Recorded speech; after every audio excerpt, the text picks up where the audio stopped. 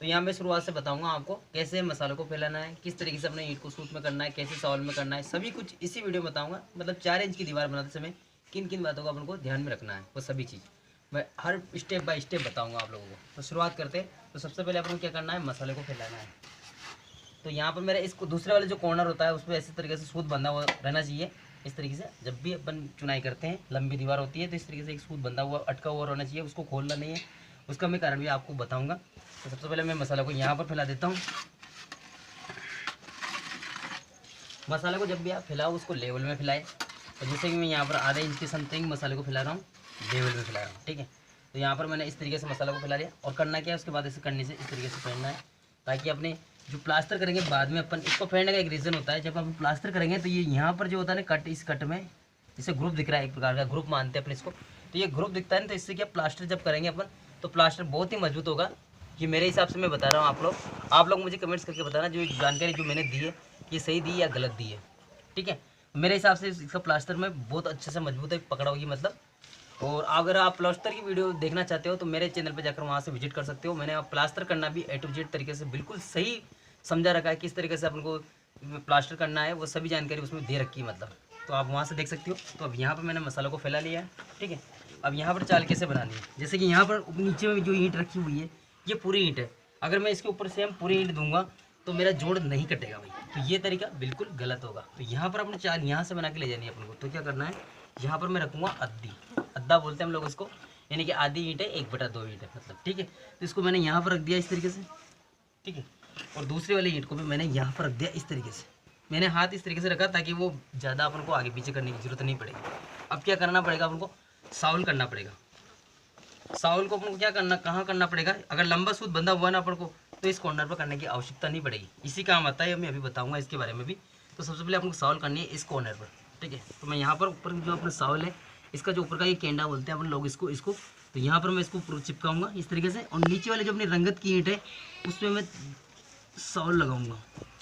तो बिल्कुल ये हल्की सी जगह बची हुई रहेगी, तब ये साउल में मानी जाएगी। और इस तरीके से बिल्कुल सीधा तरीके से पकड़ना पड़ेगा। अगर आप इसको इस तरीके से पकड़ोगे तो वो भी गलत होगा, अगर इस तरीके से पकड़ोगे तो भी गलत होगा, या फिर आप इसके इस कॉर्नर से पकड़ोगे तो भी गलत होगा। तो भैया आपको इस कॉर्नर पे लगानी है, ना कि ईंट के बीच में से। तो ये साउल में अब मेरी कंप्लीट हो गई। अब क्या करूँगा मैं, जो मेरा सूट बंधा हुआ था इस कॉर्नर तक, तो इसको मैं इस तरीके से सूत में मिलाऊंगा।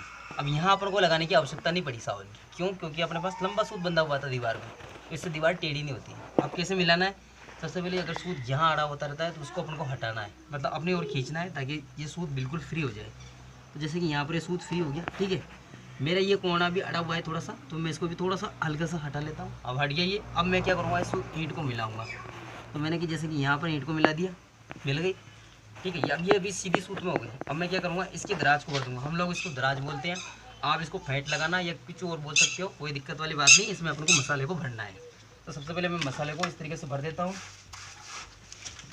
तो यहाँ पर मैंने एक कंडी आड़ में लगा दी ताकि मेरा हाथ में ख़राब ना हो मसाले से, इस वजह से मैंने कंडी दे रखी है डबल में। आप दस्ताने ले सकते हो या चाहे डायरेक्ट फेंट लगा सकते हो, उसमें कोई दिक्कत वाली बात नहीं है। ये प्रैक्टिस की बात होती है डबल करने की। जब आप प्रैक्टिस करोगे तो आप भी आराम से 2 कंडी लेके काम कर सकते हो, कोई दिक्कत वाली बात नहीं है, ठीक है। यहाँ से मैंने इस तरीके से कर दिया ताकि कोई सा सूट में अड़ा उड़ी ना हो, ठीक है। इसके बाद क्या करना है, ईंट को रखना है अपन को और ये सूट इस तरीके से लगाना है। उधर का भी छोड़ना नहीं, जब तक पहले इधर लटकाना है अपन को। जब भी लंबी दीवार होती है अपनी, लंबी दीवार में जब अपन चुनाई की स्पीड में करते हैं तो वही यही तरीका अपनाना पड़ता है अपन को, ठीक है। यहाँ पर मैंने अटका दिया, पहले उसको नहीं छोड़ा, पहले इसको अटकाया मैंने, ठीक है। अब इसके बाद मैं इस कॉर्नर पे आऊँगा। इसके बाद मैंने इसको नीचे रख दिया। दीवार लंबी हो सकती है, यहाँ पर मैंने समझाने के हिसाब से छोटी दीवार पर मैं समझा रहा हूँ आपको। जब अपन साइड में चलते हैं तो वहाँ पर अपनी लंबी दीवार होती है। अब मैं इस पर मसाले को फैला लेता हूँ। और मैंने इन्हें चाल छोड़ी यहाँ पर फिलहाल, मतलब इधर जितनी लंबी दीवार होगी उसके हिसाब से मैंने चालू डाड़ी निकाली। ये चाल है अपने, इसको चाल बोलते हैं।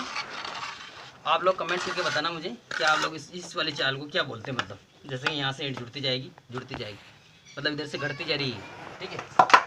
तो यहाँ पर मैं क्या करूँगा, ईंट को रखूँगा। अब यहाँ में टुकड़े को नहीं रखूँगा, यहाँ पर मैंने रख दिया ईंट को पूरी, क्योंकि ईंट से ही पूरा जोड़ कटेगा भाई। अब क्या करना पड़ेगा अपन को, साउल करनी पड़ेगी।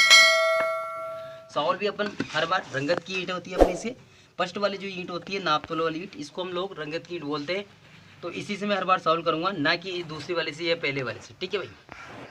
तो सबसे पहले मैं सॉल्व करूँगा इस वाले कॉर्नर पर, यहाँ पर राइट होता है। यहाँ होता है कुछ कारीगर जो लोग होते हैं, जो पुराने जो राजमिस्त्री होते हैं वो भी यहाँ पर करते हैं, तो वो गलत तरीका होता है भाई मेरे हिसाब से। तो आप लोग मुझे कमेंट्स करके बताना ये सही तरीका है या गलत, ठीक है। तो मैं करने वाला हूँ यहाँ पर इस कॉर्नर से, और बिल्कुल रंगत वाली ईंट से मैं करूँगा सॉल्व। हल्की सी जगह बची होगी तो ये मानेंगे अपन सॉल्व में, बिल्कुल ठीक है भाई, अड़ी हुई नहीं रहना चाहिए, ये तरीका होता है। ये जैसे कि अपने सॉल्व में हो गई कंप्लीट, ठीक है। इसके बाद अपन को क्या करना है, इस सॉल्व को रखना है इस साइड में, और जो अपना सूत होता है इसको अपन को खोलना पड़ेगा, ठीक है। इस तरीके से मैंने इसको खोला, और फिर अपने जहाँ पर सॉल्व लगाई ना, जैसे कि इस कॉर्नर से लगाई ना, तो इस कॉर्नर पर इस तरीके से मैं पकड़ूंगा इसको, ठीक है। अब इसको मैं सीधा मिला लूँगा, ये मिल गई। अब क्या करना पड़ेगा आपको, इसमें मैं सूत लपेट देता हूँ इस तरीके से, मतलब सूत को बांध देते हैं अपन। तो ये बहुत ही ज़रूरी होता है भाई, जो भी नई राजमिस्त्री हो इस चीज़ का विशेष ध्यान रखें, सूत में और लेवल में अपनी चुनाई होना चाहिए, ठीक है। अब अपन को क्या करना है, इसमें मसाले को फैलाना है। मसाले को बिल्कुल लेवल में फैलाए दोस्तों। अगर लेवल में नहीं फैलाओगे तो आपकी चुनाई लहराती हुई नजर आएगी, तो इससे आप अनाड़ी नजर आओगे, मतलब कि बेलदार नजर आओगे। इस वजह से अगर आपको पूरा राजमिस्त्री बनना है तो ध्यान से वीडियो को देखना है, तभी जाकर मतलब राजमिस्त्री बन सकते हो। नहीं तो वरना बेलदार बोलोगे, ठेकेदार बोलेंगे अरे यार ये तो बेलदार है भाई, पूरा कारीगर नहीं है, पूरा कारीगर है। तो इस वजह से मसाले को लेवल में फैलाना, और बिल्कुल सूत में, तो मैंने ये सूत को मतलब मसाले को लेवल में फैला लिया।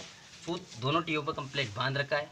अब अपन को क्या करना है, इस तरीके से ईंट को पकड़ना है और इस तरीके से मिला रखना है ईंट को, ठीक है। ये रख दिया मैंने, यहाँ पर भी इसी तरीके से रखना है। वैसे सही तरीका ये होता है भाई रखने का, इस तरीके से उंगली फंसा के यहाँ पर रखते हैं अपन। इस तरीके से ईंट को उठाया मैंने, जैसे ऐसे ऐसे पकड़ा और इस तरीके से मैंने यहाँ पर रख दिया। इससे क्या होता है कि जो अपना 1 इंच का जो गैप होता है ना, वो मसाले के लिए गैप होता है, वो तुरंत रह जाता है इस तरीके से। ये तरीका बिल्कुल बेस्ट होता है। इसी तरीके से मैं इसको लगा देता हूँ।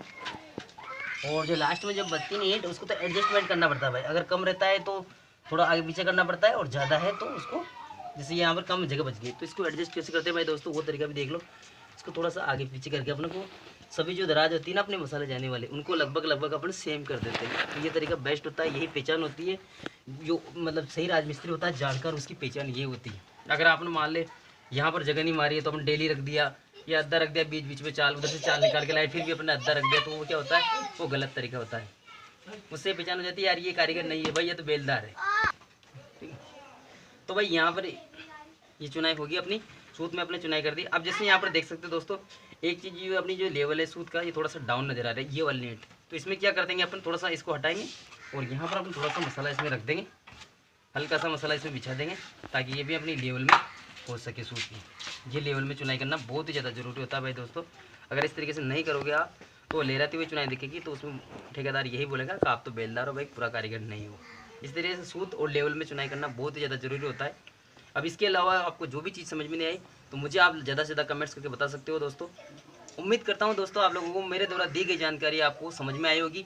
और फिर भी अगर कोई चीज़ आपको समझ में नहीं आती कारीगर से संबंधित, जैसे कि प्लास्टर कैसे करते हैं, चुनाई कैसे करते हैं, या मकान की लेआउट कैसे निकालते हैं, राइट एंगल कैसे चेक करते हैं, सभी कुछ वीडियो मैंने बता रखा है, मेरे चैनल पर जाकर आप देख सकते हो। और फिर भी इसके अलावा आपको कोई चीज़ समझ में नहीं आती है तो आप मुझे ज़्यादा से ज़्यादा कमेंट्स करके बता सकते हो। और वीडियो पसंद आए तो दोस्तों में शेयर करना, लाइक करना, और मिलते हैं एक और नेक्स्ट वीडियो में। तब तक जय हिंद दोस्तों।